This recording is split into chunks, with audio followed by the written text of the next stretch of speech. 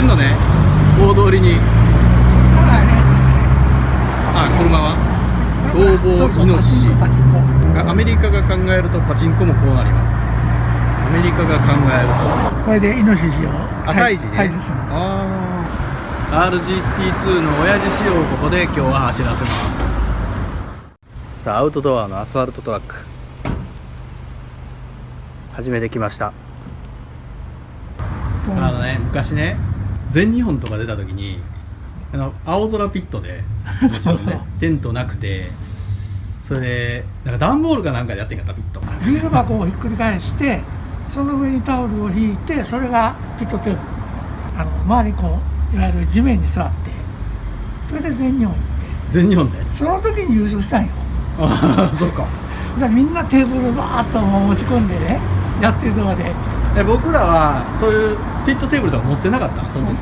いや、もう車に詰めないから。あ、持ってた。持ってたことは持ってたんやけど、その遠征行くのにもう車も小さいから詰めないからね。肝心の本戦の時にテーブルを持っていかなかったわけど、詰めなかった、その代わりに旋盤とかね、旋盤持っていった。ボール盤とかね向こうでパーツ作れるように、そういう道具は持っていく。そういう道具を積んだからテーブルが詰めなかった。決勝に残った時に他の周りの人たちがあまりこう水がらしい姿を見てね、うちのピットテーブル借りますって言うんだよね。そう、だからもういい、もうここで慣れてるからもう地面に座ってやりますって駒沢かな。あ、駒沢の時ね、駒沢の時ね。今日のコンセプト、今日はですね、我々みたいなね、我々ってなんかちょっと2人になってる。そういう意味じゃなくて、今日はね、ゴールド世代ね。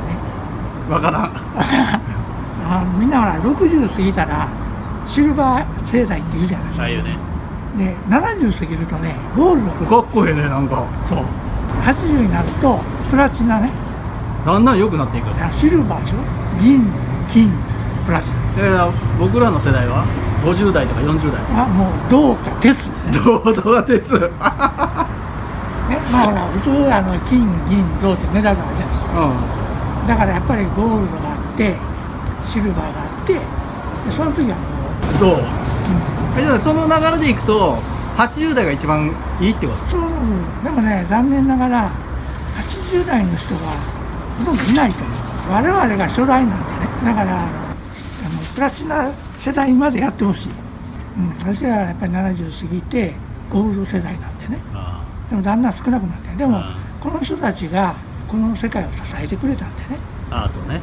我々世の中もそうだけど、団塊の世代、ちょっと話長いからこっち車映してるけど喋ってて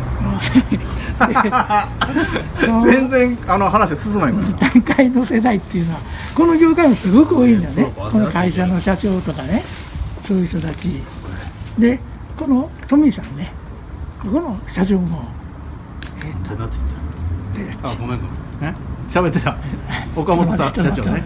岡本社長ね、この人は私と同世代なんですよ。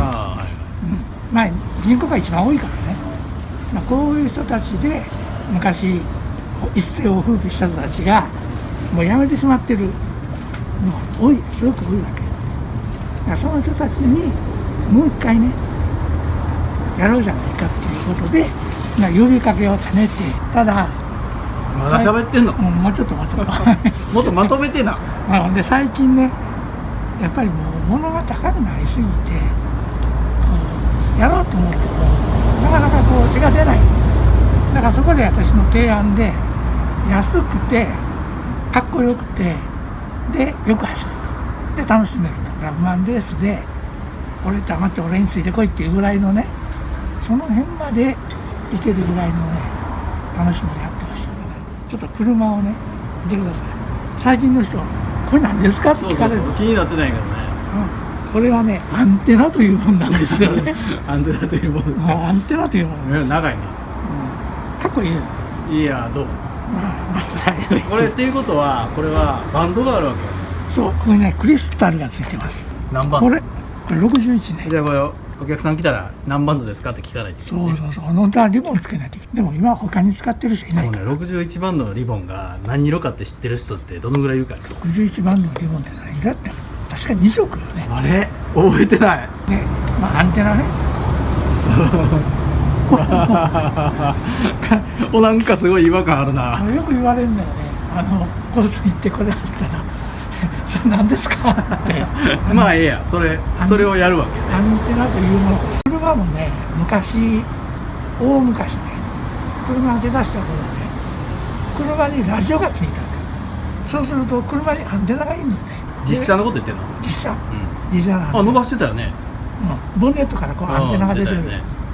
洗車するとき困るのよね。その前にラジオなかった時がね、でそれがラジオが突き出して車にアンテナがついて、みんな車見て、うわこの車アンテナがついてるということイコールラジオがついてる。ちょっと待った。その話どこ行くんや。もうちょっと戻してんの。まあ今というアンテナっていうのは私これあんまり好きじゃないのああ、ないのがね。これねついてた方がいいってでことね。軽いしね。でだからどうしてもこれ持つとこう伸ばしたくなるんですよね。ああ、いつもやってるよね。まあ、伸びなあれと思ってグラグラだしね、送信機ってのはこうスシッときてね、はい、走ろうや。あそうかということでちょっと車の紹介ね。あ、車紹介。これ売ってないよね、この車。これねRGT2 って、前の方だよね。そう一世を風靡した私が初めてその自分で商売しだして中国から輸入していった車。今はこれは R3G に変わってるよね。そうそう、RGT の前身ね。今ミットになってるんでね、これもリアモーター。ところがこの RWD に組み替えたらほとんど関係ないんでね。なんで R3G にせえへんかったの？いや、この車余ってるから。余ってるから余ってる車でやりたかった。その余ってる車とか私はこれが愛用してた車なんで、だからそれを今回 RWD に組み替えて、壊しに来たと。多分ねこの姿で帰れないと思うけど、まあこのコース見たらね。でも見た感じ壊れなさそうなモーターがついてるよ。そう、これね、これもちょっと古いけど一応ブラシレスの一応ブラシです。センサーですね。ああ、センサーですね。でもこれね、当時はね8000円ぐらいで売ってたんです。だから 3000kV なんで、だから 3000kV で大体 17.5 ぐらい。これいつも走ってるあれやね。そうそうそうそう。センサーレスってダイレクトにつながる感じあるけど、普通に違和感なく動いてたモーターよね。でそんなに速くなく遅くなく。センサーレスバカにするけど、私のレベルではほとんど分かんない。息継ぎないよね。それ安いの？安い。だからこれ今2000円で売ってるし。え2000円。2000円？在庫処分それ。そう、これちょっとね在庫抱えてるのでね。そうだね。あ、じゃあお買い得ね。お買い得。宣伝やね。それにこの2000円で売ってんのか。そう。元は8000円で売ってたよね。こうやってアンプ選ぶよね。このアンプも今これパーツから出てるあそこホビーウィングの。ホビーウィング？ホビーウィングの安いアンプ。ああ、それいくらぐらい？これ確か3600円ぐらい。めっちゃ安いよ。6000円ぐらいやったら、ああ、そうっすよ、揃うと。それ買ってきたのね。これから買ってきたね。でこれもまあ要望があればうちで取ろうと思うんですけど。2000、あ、そうか、取れるのか。うちでも売れるんでセットにして、アンプ持ってる人だったらセンサー付きでもセンサーで両方いけるアンプあるんでね。でこれの場合は振覚も何も調整できないんで、例えばタンスが変わっても振覚を変えたりすると KV 値が変わるわけだから、これはもう変わらないからもうあえて記事して表示してるわけ。そうそう、例えば2個モーターを買えば同じぐらいのスピードになると。もう決まってると。そういうメリットがあるね、これ。そう OK。じゃあこれがどのぐらいのスピードで走れるかっていうのを見てもらいたいと思います。そうそうそう。 OK。まあ私らレベルではゴールドレベルでは多分十分だと思う。じゃあちょっとゴールドレベルの腕前を拝見させてもらいましょう。でこれもう一つね、まだあんの？肝心なのこれね、何それ？こいつが必要なんですよ。ジャイロね。これどこ製のジャイロ？あ、G ホース。ジオですね。G ホースは僕ら持ってる中では一番安い。一応これラッキーなことに3チャンネルじゃあついてるね。ついてるんで、これでジャイロ調整プロポール調整できると。遠隔でできると。そう。前振りだけで今回終わりそうやな。でもね、あれちょっと話はだと思うけど、また飛ぶまた話すの飛ぶけどあの車はい、もうすいませんけど尺がもうそろそろ終わりなので、今回もうちょっとだけね走るシーンはなしということ。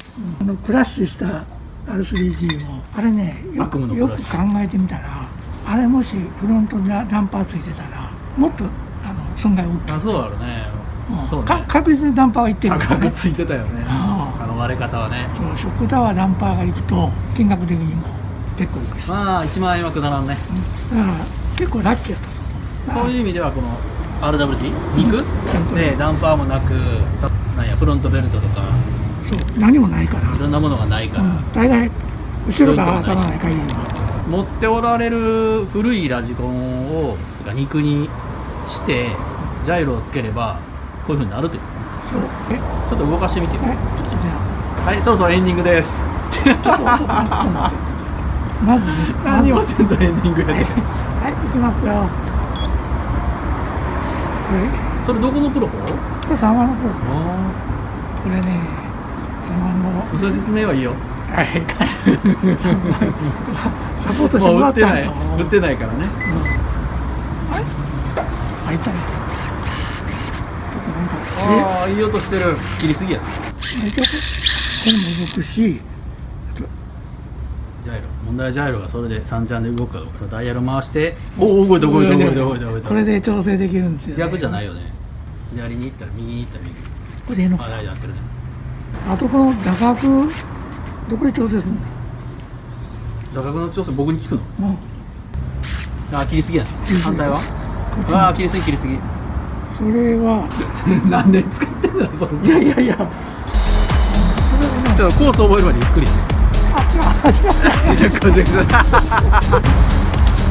うまいね。あ、いけるね。いや、ちゃ。